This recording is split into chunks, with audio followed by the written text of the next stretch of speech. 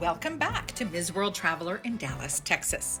Last segment, I mentioned one of the things the city is known for, the Dallas Cowboys football team.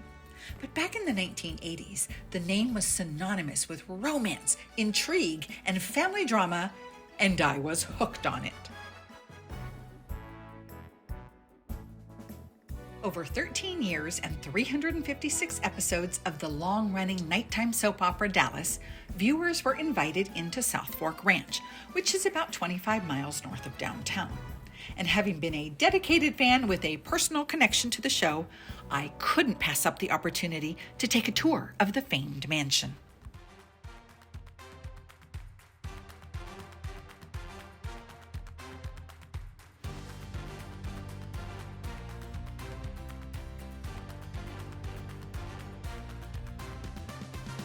Feeling of such nostalgia settled over me as I enjoyed photos, videos, and memorabilia of the 1978 to 1991 cast and the sequel cast from 2012 to 2014. I loved the wardrobe, the ridiculous plot lines, the over-the-top acting, and the sense of being part of a fictitious lifestyle of which most people can only dream.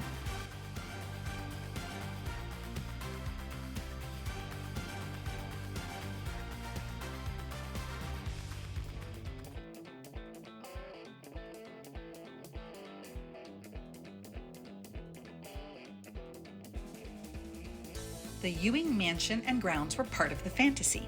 Fun fact, only the exterior of the ranch was used in filming, so when it was purchased from the original owner in 1984, the house had to be made to look like it did on TV. But that didn't matter to me. I loved being there, admiring the oil paintings of the characters, Jock Ewing's 1978 Lincoln Continental, and of course, the 200-plus acres of ranching facilities. If you were a Dallas TV series fan, South Fork is well worth the $24 admission and the 30-minute drive.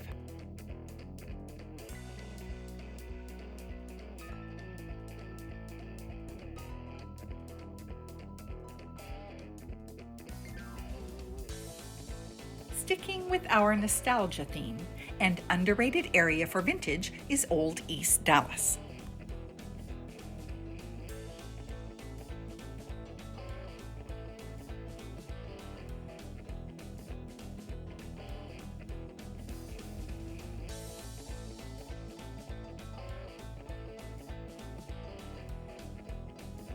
Hello, I'm Jane Denike, and I wanted to welcome you to Old East Dallas. Here we are standing in my brick and mortar business, Ditto Boutique, which is in Old East Dallas. Old East Dallas is a really special treasured part of the city of Dallas, located just outside of downtown. What's so exciting is I feel like I'm part of this buzz, this little corridor growing of little brick and mortar mom and pop shops, starting to thrive and blossom again after the pandemic. So it's very exciting. There's a lot of long-term businesses that are here. They have a loyal clientele. There's a lot of new residences, and actually Old East Dallas, I think, is the largest collection of historical homes in the country. Jane is also a vendor at East Dallas Vintage, right across the street, which recently moved and expanded their current location.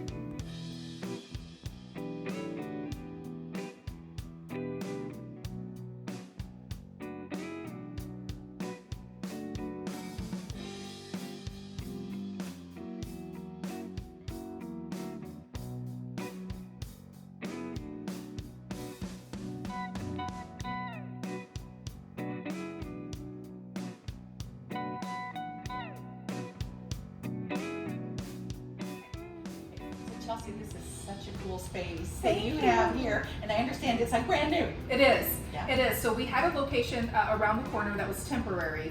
We just moved into the first side in November, and then we moved into this side only a couple of weeks ago. We have the entire building now. It's so exciting. The building is from 1925.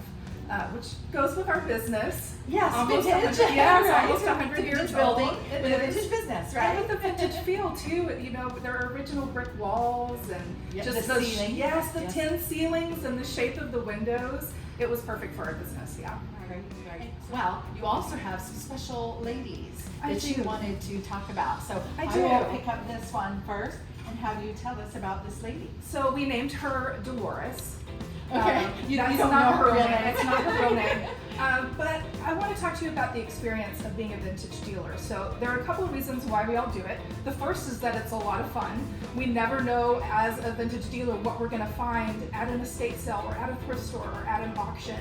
And that's why customers never know what we're going to have here, because we don't know what we're going to find.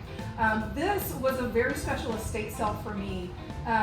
This was at an estate sale in Fort Worth, and this woman just, I think, lived her best life. She obviously traveled a lot, and I want to show you some pieces that I bought from her closet. She had amazing vintage pieces, and I just wonder, where did she wear all of these? This one is one of my favorite ones. I mean, it is just gorgeous. I think it's from the 50s. It's chiffon, it's taupe chiffon.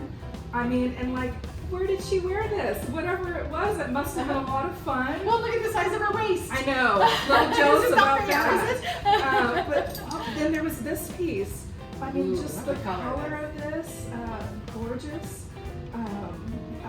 Like a Dupioni silk. Beautiful. Beautiful. And then, you know, like And so you got all of this at the same time? You found the Yes, picture and you found yes, all of her clothes? all of these at the same pieces, yes, estate yes, sale? all of this is Dolores. Okay. So her 19. Yes, My a book goodness. and one set. Yes, it's so pretty. If you could give advice to people who have never shopped vintage before, what would you tell them? You know, what to look for? Where to start? So I really believe that you should follow your own heart and your own style. If something catches your eye, buy it. It doesn't really matter as much what its value is or what the brand is. Just buy what you like, you know. And if you're about to be a reseller, if you're trying to go that route, then yes, there's some research involved, but I still think that you should just buy what catches your eye. You know, you learn as you go the value of things and to look for those, you know, little hidden treasures when you find them, but you should always just go with your style. And it's evident in our shop. You can tell each vendor has their own style. And when someone brings something up, I can usually guess which vendor it came from, which booth it came from normally, because everyone has their own style. They're buying things that they like and that are their style, but then other people are gonna like that as well. That's very true. Yeah. Very true. One of the things I loved about your store when I came in was just how clean, wide the aisles are, the ability to get into each of the booths to see things. And so you said that's very much by design. It is. I have a business partner, her name is Melissa, and she's not here right now, but I don't know, I wouldn't be doing this without her. It's so much better to have a partner, but that's one of the things that was really important to us. And I can actually talk about this other picture that we have. Please. So this is Edwina, not her real name. This is Edwina, and Melissa and I bought this at the first estate sale that we went to together.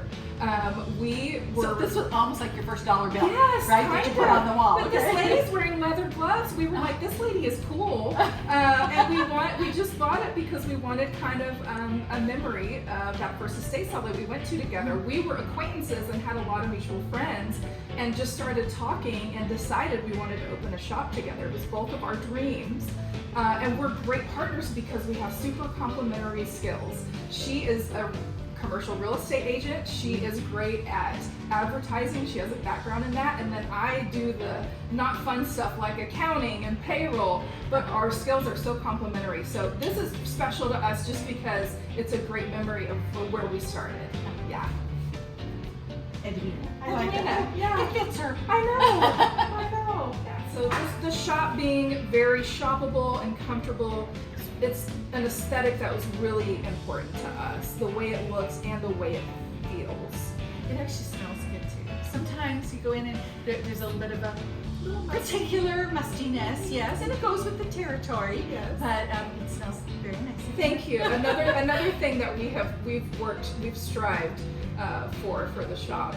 Part of the vibe, you know, the lighting and the openness. The smell was definitely part of it. But yeah, thank you for noticing that. You've done a great job. Thank you. I appreciate it. It's the most fun thing ever.